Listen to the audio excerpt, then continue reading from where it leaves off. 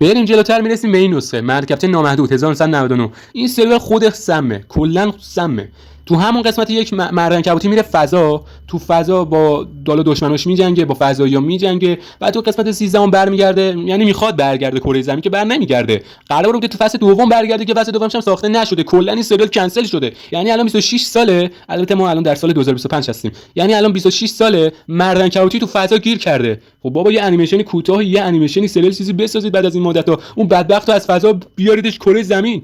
ولی جالبیه این سریال اینجا به پایان نمیرسه. یه چیز دیگه هم هست، یه نکته دیگه هم داره. این سریال مثلا غیر مستقیم داره اشاره میکنه که ادامه نسخه 1994. حالا چی میگی؟